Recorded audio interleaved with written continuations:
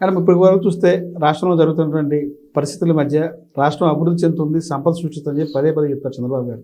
ఈ 8 నెలల కాలంలో చంద్రబాబు నాయుడు గారి కన్నా సంపద సృష్టించినట్టు మీకు అనిపిస్తుందా? నాకైతే ఎక్కడ కనిపించలేదు సార్. సంపద సృష్టి ఏది అని అడుగుతున్నా. పెట్టుబడులు వస్తున్నాయి, కంపెనీలు వస్తున్నాయి, సంపద ఏమొచ్చాయి చెప్పమనండి. ఏమొచ్చాయి గతానికి ఇప్పుడు చాలా మార్పు వచ్చింది. కాదండి, గతానికి ఇప్పుడు చాలా మార్పు వచ్చింది. ఏమీ రాలేదు. గత ప్రభుత్వంలో ఆయన చేసినటువంటి శంకుస్థాపనలు మళ్ళీ తిరిగి చేసుకుంటున్నారు. అది సిగ్గుచేటు. అందరికీ తెలుసు గత ప్రభుత్వంలో ఏ కంపెనీస్ వచ్చాయి, ఈ వేటికి ఆయన శంకుస్థాపన చేసి వెళ్ళిపోయారు అనేది అందరికీ తెలుసు. అది మళ్ళీ ఇప్పుడు మీరు చేసుకుంటున్నారు. ఏది ఒక కొత్త ప్రభుత్వం. మరి మీరు వెళ్ళి దావోస్ వెళ్ళినప్పుడు ఒక ఎంఓయూ తేలేకపోయారు, మీ కెపాసిటీతో తెచ్చుకోలేకపోయారా? మళ్ళీ ఇక్కడికి వచ్చి చిన్నపిల్లల కబుర్లు, జగన్మోహన్ రెడ్డి గారు రానంటే మేము వస్తాము అన్నారు. ఏ ప్రభుత్వం అంటది సార్? ఏ ఎంఓయూలు చేసే కంపెనీలు అంటాయి సార్? ఇవన్నీ మాటలు వేస్ట్ సార్. వీళ్ళు వచ్చి 8 నెలలు అది వ్యవసాయ రంగం అవ్వచ్చు, ఇంకోటి అవ్వచ్చు, పెట్టుబడులు అవ్వచ్చు, ఎంఓయూలు అవ్వచ్చు, లేకపోతే విద్యారంగంలో అవ్వచ్చు, వాట్నాటి ఏ రంగాన్ని నీరుగార్చి పాతాళానికి తొక్కేసి జిఎస్టీని -6లోకి లాక్కెళ్ళిపోయి పేదరికం పెరిగింది సార్. నీతి ఆయోగ్ మీరు గమనిస్తే గత ప్రభుత్వంలో రిపోర్ట్ ఇచ్చింది. ఎప్పుడూ లేని విధంగా చరిత్రలో నీతి ఆయోగ్ 11% నుంచి 6%కి జగన్మోహన్ రెడ్డి గారి హయాంలోనే నీతి ఆయోగ్ ఇచ్చినటువంటి రిపోర్టు తగ్గింది అని. అది మీరిచ్చే రిపోర్టు, జగన్మోహన్ రెడ్డి ఇచ్చిన రిపోర్టు, లేదా చంద్రబాబు నాయుడు గారు ఇచ్చింది కాదు కదా, నీతి ఆయోగ్ ఇచ్చింది. ఇవాళ చూడండి పేదరికం ఎంత పెరిగిపోయిందో.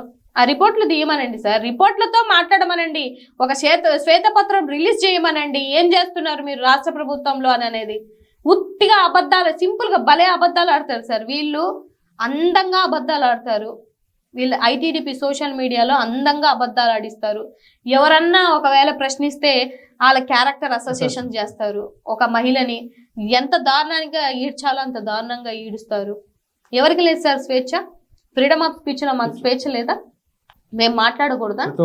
ప్రతి ఒక్కరికి ఉంటది కదా. గొంతును హరిస్తామంటే ఎలాగవుతుందండి?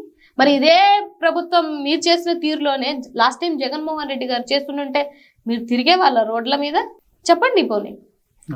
ఏదైనా రాజకీయం చేయొచ్చు సార్. రాజ్యాంగబద్ధంగా రాజకీయం చేస్తే ఆ నాయకులైన చరిత్రలో ఉంటారు. గత ప్రభుత్వం ఎంతకన్నా దారుణాలు చేశారు, రాజారెడ్డి రాజ్యాంగం నడుస్తుంది చెప్తారు. గత ప్రభుత్వం ఎంతకన్నా దారుణాలు చేశారు, రాజారెడ్డి రాజ్యాంగం నడిచింది. ఇప్పుడు ఆ పరిస్థితి లేదని చెప్తారు.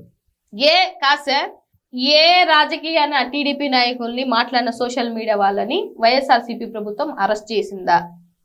పోనీ మీ నాయకుల ఇళ్లలో ధ్వంసాలు చేశారా? పోనీ లేకపోతే మీ మీద తప్పుడు కేసులు పెట్టి, ఇవాళ ఒకరు కేసు పెడితే వైజాగ్ అబ్బాయి అయితే ప్రకాశం జిల్లాకు తీసుకెళ్ళిపోతున్నారు సార్. అర్ధరాత్రులలో వస్తున్నారు. ఎందుకు తీసుకెళ్తున్నారో, దేనికి తీసుకెళ్తున్నారో నోటీసులు ఎక్కడున్నాయి సార్? అసలు పోలీసులు అయితే ఇంత దారుణంగా ప్రవర్తిస్తున్నారు. వాళ్ళ ముందే కొడుతున్నారు, వాళ్ళ ముందే హింసిస్తున్నారు, ప్రేక్షక పాత్ర పోషిస్తున్నారు, ఎక్కడికెక్కడికో తీసుకెళ్లిపోతున్నారు. మహిళల్ని కూడా తెలియకుండా మహిళల్ని అరెస్ట్ చేస్తే మహిళా పోలీసులు పెట్టాలన్న మినిమం కామన్ సెన్స్ లేదా సార్? అది కూడా లేకుండా ప్రవర్తిస్తున్నారు అని అంటే ఎక్కడ ఈ రెడ్ బుక్ రాజ్యాంగం? ఏం వీళ్ళు రాజ్యాంగం చేద్దాం అనుకుంటున్నారు? ఎక్కడ సార్? ఇప్పుడు హోమ్ మినిస్టరు ఒక మహిళ అయ్యుండి కూడా ఎవరికి ఆవిడ అండగా ఉంటుంది? ఎవరికి ఆవిడ ఊడిగం చేస్తుందా? వస్తే గత ఇంటర్వ్యూలో మేము చేసిన ఇంటర్వ్యూలో రాయపాటి మాట్లాడేది ఏంటంటే, గత 5 సంవత్సరాల్లో చేసినటువంటి 2 హోమ్ మినిస్టర్లు ఒక్కొక్క హోమ్ మినిస్టర్ 2-3 ప్రెస్ మీట్లు తప్ప ఎక్కడనే స్పందించారా? మీరు గూగుల్లో సెర్చ్ చేయని చెప్తాడు. ఎవరు చెప్తారు? రాయపాటి అరుణ, జనసేన పార్టీ రాష్ట్ర అధికార ప్రతినిధి.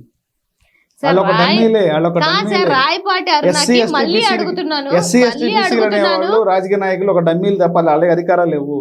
అంతా పెత్తనం అంతా రెడ్డి. ఇప్పుడు హోమ్ మినిస్టర్ కూడా డమ్మీ అంటారా? డమ్మీ కాదని చెప్తుంది ఆవిడ. డమ్మీ కాదని చెప్తుందా? మరి పవన్ కళ్యాణ్ గారే అన్నారు కదా, నువ్వు బాగా చేయట్లేదు, లేదంటే నీ పదవి నేను తీసుకుంటానని చెప్పారు కదా ఆయన. మరి ఈవిడ చెప్పేది ఏంది మధ్యలో? ఆయనే చెప్పారు, నువ్వు చక్కగా చేయట్లేదమ్మా తల్లి, ఆ పదవి నేను తీసేసుకుంటాను, నేను వస్తే వేరేగా ఉంటది, తాడ తీస్తాను అని చెప్పారు ఆయన. అంటే దాని మీనింగ్ ఏంటండి? చేయట్లేదనే. మీ నాయ కూడా చేయట్లేదంటే నువ్వు బాగా చేస్తావని ఎలాగ చెప్తావు? పోనీ నిన్ను కొట్టారు కదా ఎన్నికల ముందు, వాళ్ళ పార్టీ వాళ్ళనే ఆవిడే కదా మీడియా ముందు చెప్పింది. అప్పుడు ఏం చేశారు మీరందరూ? ఏం చేశారు? నీకు న్యాయం జరిగిందా? పోనీ నిన్ను కొట్టిన వాళ్ళని సస్పెండ్ చేశారా? పోనీ చేయలేదు కదా. అంటే పార్టీ బదనామా అవ్వకూడదని చెప్పి ఆ రోజున కామ్గా ఎందుకు చెప్పాం కదా బయటకు వచ్చి, బదలం ఏంటి బయటకు వచ్చి చెప్పేశారు కదా సార్ ఆవిడ, ఇంకా బదలం ఏముంది అందులో? పోనీ వాళ్ళని ఏమైనా సస్పెండ్ చేశారా? ఇంత కష్టపడతావు కదా, నా దళిత సోదరే, నాకు ఆ ప్రేమ అభిమానం ఉంది, ఇంత కష్టపడుతున్నావు కదా, నిన్ను నియోజకవర్గంలోకి కూడా రానివ్వకుండా నువ్వు ఎలక్షన్లో ఏ నియోజకవర్గానికి పనిచేసావు?